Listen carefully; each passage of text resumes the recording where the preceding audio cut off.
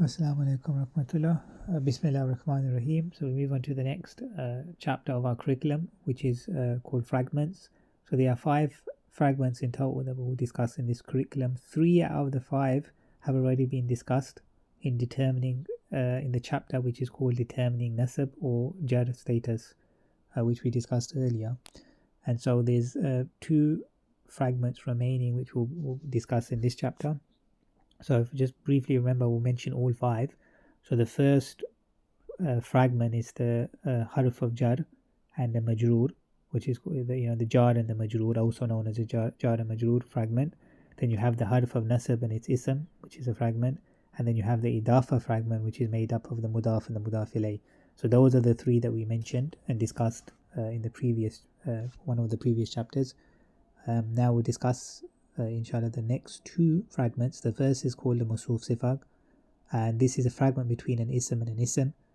And the next is called the Pointers, which is a fragment between an ism and an ism. So if we start with Musuf Sifa, so this is made up of 2 parts. Which the first part is called the Musuf, which is an ism, and the second part is called the Sifa, and this is an adjective which comes after it, meaning it's a describing word, and it comes after the Musuf. It comes after the ism. And adjectives comes after the ism in Arabic, unlike in English. So usually we have the adjective that comes first in English, but in Arabic it comes after. So for example, like when we say a big car, so the adjective is big, so it comes before the car, which is the thing, the noun. But in Arabic, it would be the other way around. So you would say car big in Arabic. So a masuf and a sifa must match in all 4 properties. So it must match in type, gender, number, and status. And that's one of the fundamental rules of the masuf sifa, that the masuf and the sifa must match in all 4 ism properties. Whether an ism is heavy or light is something that's ignored in masuf sifa. So that's not considered. You don't take that into consideration. The only thing we care about are the 4 properties, the main properties, which is type, gender, number, and status. So if we look at some examples, so here we got waladun salihun, which means a righteous boy. We won't say the righteous boy, as there's no al on it. So it's common. So it's a righteous boy. So waladun, which means boy, is the musuf. And if we look at the 4 properties, the 4 ism properties, it's common, because it doesn't fall in any of those categories that we discussed in a previous chapter, that which makes something proper. So it's a common. It's masculine, because we're talking about a boy. It's rafa in status, because you can look at the ending sound, it's a dhamma. And it's singular, we're talking about one boy. So it's not plural. So the 4 properties will be common, masculine, rafa, and single. And then if we look at the word salihun, which means righteous, and this is the sifa, so meaning it's something that describes the ism, which is the boy, a boy.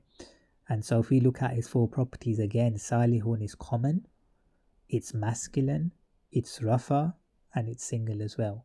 So all 4 ism properties match: the type, the gender, the status, and the number. Therefore this is a masuf sifa, which means a righteous boy. Like I said, in Arabic, the masuf, meaning the noun, comes first. That's why it's walidun salihun, which means boy righteous. But we flip it around in English, because that's how we speak in English, a righteous boy. So another example would be basharan rasulan, which means a human messenger. So basharan, which means human, it's the masuf. It's if we look at the 4 ism properties, it's common, it's masculine, because remember when we talk about masculine and feminine, if it doesn't fall in any of the categories that make something feminine, then automatically it becomes masculine. It's automatically defined as masculine, and so there's no reason to make this feminine, therefore it's masculine. It's nasab because of the fattatain, and it's singular, so we're not talking about plural. And then if you look at the sifa, which is rasulan, messenger, so it's again the 4 properties would be common, masculine, nasab, and single as well. So all 4 ism properties match: the type, the gender, the status, and the number. Therefore, this is a masuf sifa. And another example would be qadaran maqduran, which means a decreed, destined. Again, we said the word a, we're not saying the, because there's no al on it and there's no reason to make it proper. So therefore it's a decree, destined. So qadaran means decree. It's the mawsuf, and again if you look at its 4 properties, it's common, it's masculine, it's nasab because of the fatatain, and it's single. And then maqduran is the word means destined. That's the sifa, that's the adjective, so that's describing the mawsuf. Its 4 ism properties is common, again common, masculine, nasab, and singular. And all 4 ism properties match, which is the type, the gender, the status, and number. Therefore this is a masuf sifa. And then the last example for this is al-qawm az-zalimina, which means the wrongdoing people. We say the because there's an al on it, on al-qawma, al-qawm az-zalimin. So if we look at the word al-qawma, which means the people, it's the mawsuf. And if we look at its 4 properties, it's proper because it has the al on it. It's masculine because there's no reason to make it feminine. It's plural because it's plural by meaning. If you remember that even though in English a group of people we would consider singular, but Arabic consider that plural because you're talking about a group, so it's plural. And it's nasab because of the fatah at the end.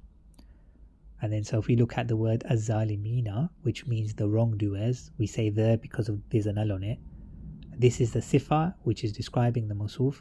Again, it's proper because of the al. It's masculine because of the ending combination, the ya and the noon. So that gives it away that it's masculine. It's plural, again because of we can tell because of the ending combination, the ya and the noon. So it's a sound plural, and if you remember what a sound plural is, it means that the base, the original single version, is still there, which is zalimun. So the za, the lam, and the mim are still there, and only extra letters have been added to the end. So it's a sound plural, it's not a broken one, so it's plural, and again it's nasab. Now we made a note here that we assume that it's nasab, even though az-zalimina, if you remember, when we talk about ending combinations for masculine, so the rafa version will be az-zalimuna, the wa and the noon. The nasab will be az-zalimina, and the jar status will also be az-zalimina. But we will assume that this is nasab because there's no reason to make it jar. So the assumption is made that it's nasab because there's no reason to make it jar. So all 4 ism properties match: the type, the gender, the status, and the number. Therefore this is a masuf sifa. So if we move on to the next thing, which is called the next fragment, which is called pointers, or ismu isharatu, or ismu isharati, or mushara ilayhi. So it's made up of 2 parts. One is the pointing word, which is called the ismu isharati, and the second part is what it points to, which is called the musharu ilayhi. So for example, that boy. So that is the pointer, and boy, the word boy is what it points to. So what the pointer is pointing to. So there's 2 parts. So there's 3 rules of pointer fragment that we need to remember. The first is that the pointing word and what it points to must match in all 4 ism properties. So the number, the gender, the status, and the type must match in the pointing word and what it's pointing to. The second rule is that what it is pointing to must have an al on it. So if you want to create a pointer fragment, whatever you're pointing to must have an al on it. And the third rule is that the pointing word and what it is pointed at must be next to each other. So there can't be anything in between. So if these 3 rules are followed, then you can create a pointer fragment. So below we just have we have a pointer table for things which are considered close. So when we point at things, we can point at things that are close, or we can point at things that are far away. So if you look at this table, this becomes quite clear. So if we look at the things that are close first, so if we look, we can see that on the right side we have singular row, then a jewel and a plural, and then you have the masculine row, masculine column, and the masculine going across, as well as the meaning, and then the feminine version. So the singular masculine is haza, which means this. So that this is something that's close. So when we say this, we're talking about something that's close. Haza, and then hazani, which means these two, and haulai, which means these, so it's a plural. And then the feminine version of haza is hazihi, which again means this, but in feminine version. And then hatani is these two, feminine version. And the feminine and masculine plural are the same. So haulai is for both masculine and feminine, and it means these. And so the pointer table for things that are far away,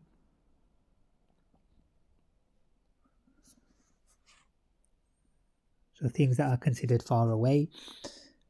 So we have, again, the singular masculine version is zalika. So when you're talking about something far away, you say that. So it's far away.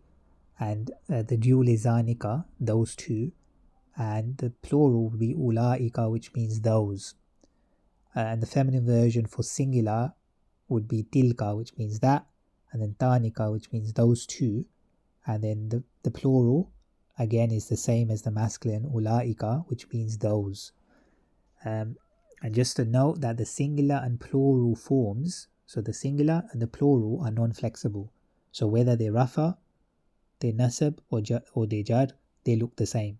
So for example, if we look at zalika, the masculine singular, in rafa is zalika, in nasab status is zalika, and in jar status is still zalika. So they're non-flexible, whereas the dual forms are partly flexible. And so they show they partly flexible means that rafa looks different and nasab and jar look the same. So if we just look at the dual chart for the pointers, just the dual chart. So the meaning on the right side, so we have masculine and feminine. So the rafa dual for hazani, which is a masculine version for these two, the nasab and the jar version will be hazaini, and then the feminine for these two is hataini, and the dual nasab and jar is hataini, and then the rafa for masculine is zanika, which means those two, and the nasab version is zainika, and then the rafa dual for feminine is tanika, which means those two, and the nasab or jar version is tainika.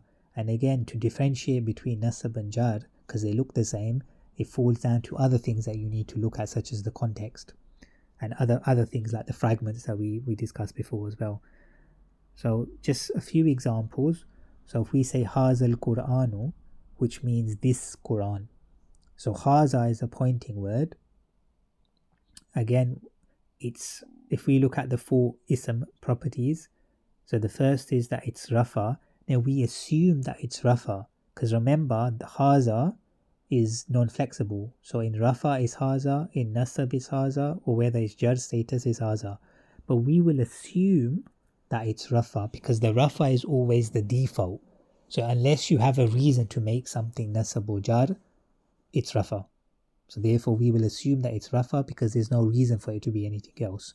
It's singular, it's masculine, and remember all pointers are proper anyway, so it's proper.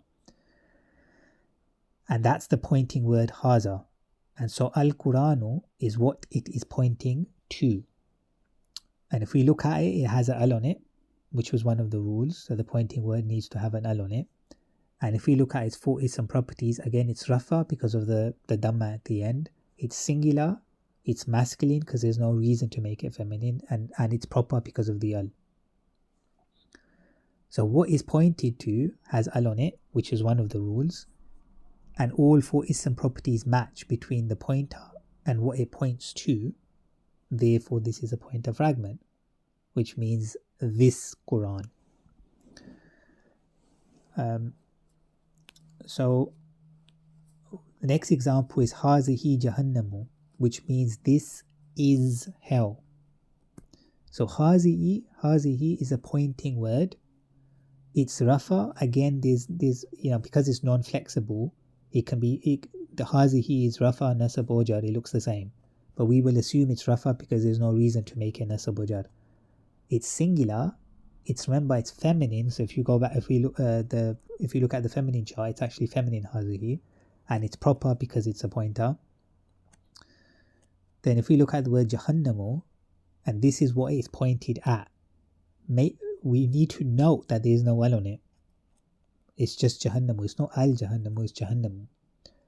So it has no al on it. But if we look at the four ism properties, it's rafa because of the dhamma at the end on the meme. It's singular, it's feminine, and you remember that Jahannam is one of the words, it's feminine because the Arab said so. And it's proper because it's a name of a place. That's one of the categories that make something proper, a name of a specific place.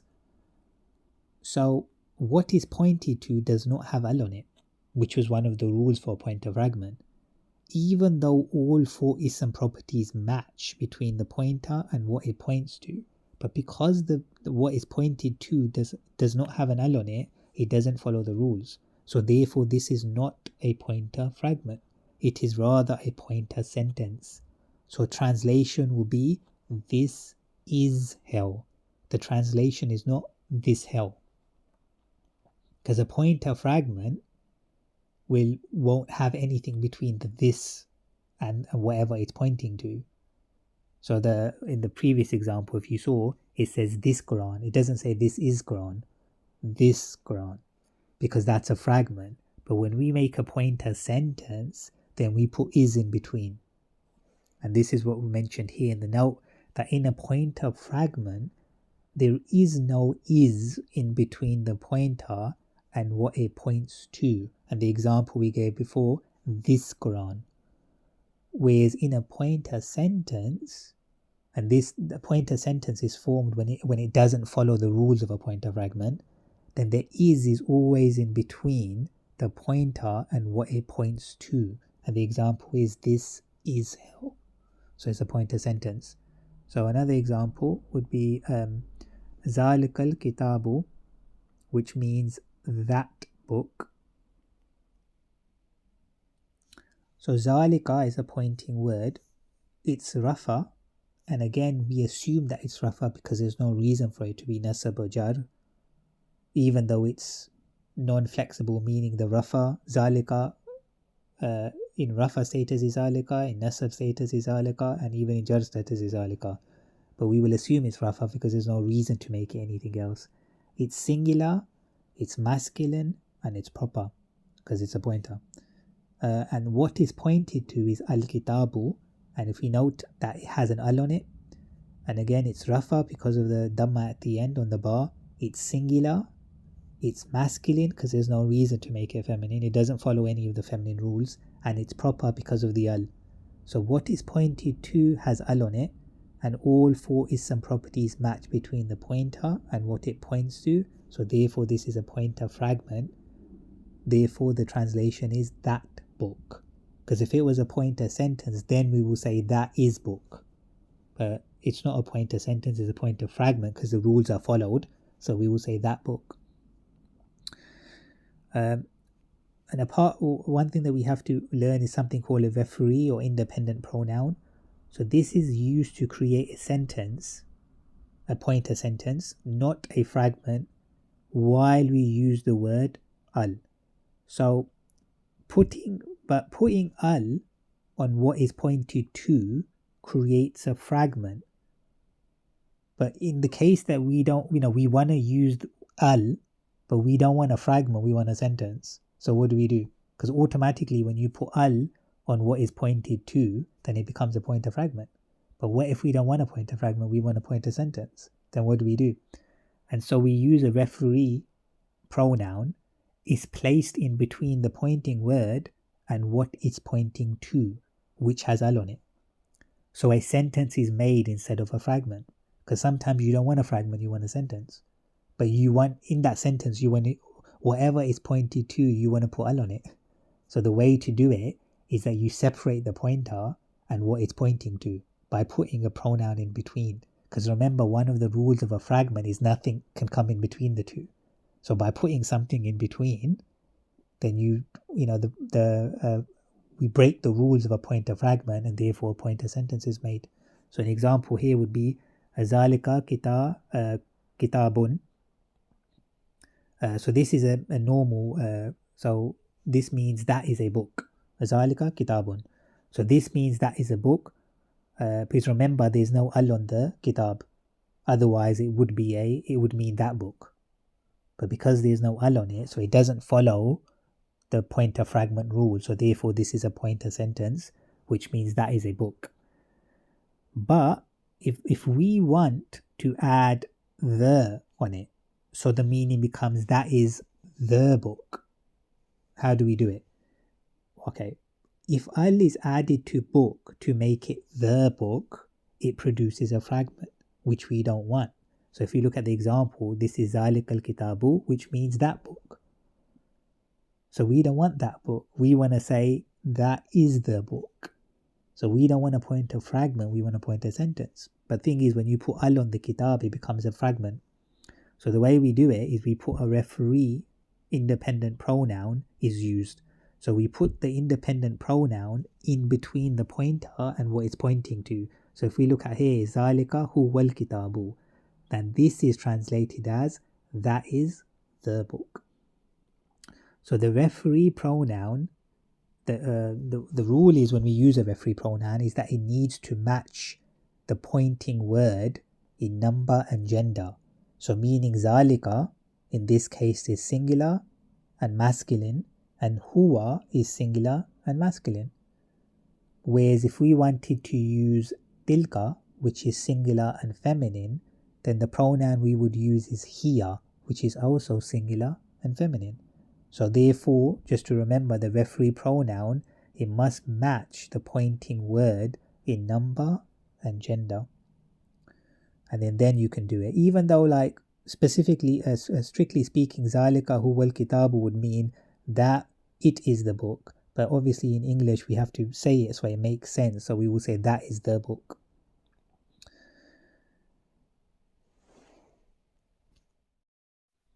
So the next thing we will discuss is what we call complex pointer fragment. So this includes other fragments as well, such as a harf of jar fragment or the harf of nasab fragment. So the rules for pointer fragments must still apply in order to be a pointer fragment. So examples we have here, inna haza rasula. So certainly this messenger. This is what it means. So inna is the harf of nasab. And it makes its ism in the nasab status. So haza is the ism of the harf of nasab, and it's a pointing word as well. So it's nasab because the harf of nasab makes it nasab. It's singular, it's masculine, and it's proper because it's a pointing word. And then if you look at al-rasula, and this is what is pointed to, and it has an al on it. So it's nasab in status, as you can see from the fatah, but also we need to remember that its status is copied from the pointing word because of the al on it, even if the harakat was missing. So even if the fatah at the end on the lam was not there, we would know that this is nasab, simply because this is the point, the word that this is what is pointed to, and it has an al on it. So automatically, whatever the status of the pointing word is, it's transferred to what is pointed at, as long as the word what's pointed at has an al on it. Just like this, so it's haza al-rasula. So whatever haza is in terms of its status, then al-rasula will have the same status. Even if the harakat was missing, we would know it's nasab. And it's singular, it's masculine, and it's proper because of the al. So what is pointed to has al on it, and all four ism properties match between the pointer and what it points to. So this is a complex pointer fragment. Complex because it has an harf of nasab inside it, within it. So the meaning would be certainly this messenger. So another example would be name of this man, which is ismu haza rajuli, name of this man. So ismu is a mudaf, and we know that because it's light, it's not heavy, otherwise it would be ismun, and there's no al on it. And those are the two rules for mudaf, that it has to be light and no al on it. And therefore haza is the mudaf ilay, and it's a pointing word. So its status is jar because it's a mudaf ilay. So even though when we look at haza we can't tell that, but we know it's jar because it's a mudaf ilay. And it's singular, it's masculine, and it's proper. And then if we look at al-rajuli, and this is what is pointed at, and it has a al on it. And remember that it's jar. I mean, it's obvious it's jar because it has a kasra on the last letter lam. But also, even if the harakat wasn't there, we would know it's jar because this is the word al-rajuli is the word that's pointed to, and it has an al on it. So automatically, whatever the pointer is in terms of its status, it's transferred to what the same status is copied over to whatever it points to, as long as whatever it points to has an al on it. So automatically it becomes jar because the pointer is jar. And it's also al-rajuli is also singular, it's masculine, and it's proper. So what is pointed to has al on it, and all four ism properties match between pointer and what it points to, and therefore is a complex pointer fragment. Name of this man. So the next thing is pointing to an idafa fragment. So we must remember the rule of a mudaf, that it can never have an al on it. So it must be light and it can't have al on it. But what is pointed at must have al on it in order to create a pointer fragment. So these opposing rules are corrected by placing the pointer after the idafa fragment.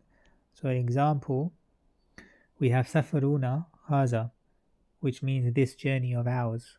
I mean, literal translation, safaruna haza means our journey, this, or journey of ours, this. But obviously in English when we translate it, it has to make sense, so it'll be this journey of ours.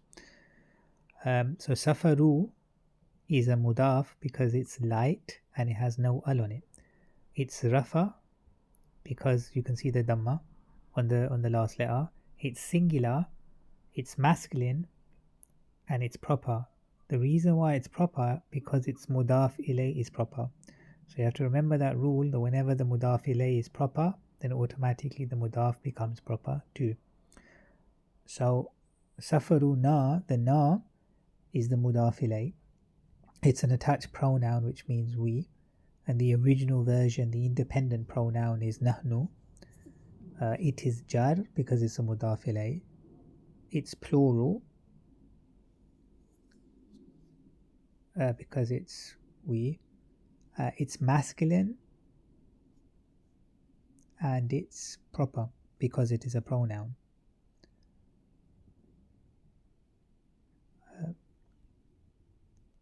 So we note that the idafa fragment, the mudaf and the mudaf ilay together, is what is pointed to. So the haza is the pointing word. It is rafa because there's no reason to make it anything else. So rafa is always the default for an ism unless there's a reason to make it nasab or jar. It's singular, it's masculine, and it's proper, as all pointers are proper.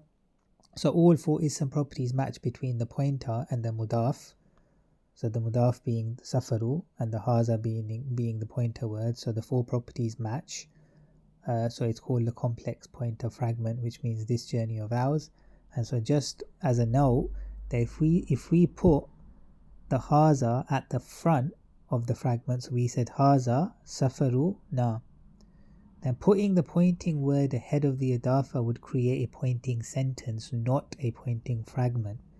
The reason why is because a pointer fragment needs al on what is pointed to, but a mudaf cannot have al on it. So this pointing sentence would not mean this journey of ours. It would instead be a pointing. It would be a pointing sentence, not a pointing fragment, and it would actually mean this is our journey.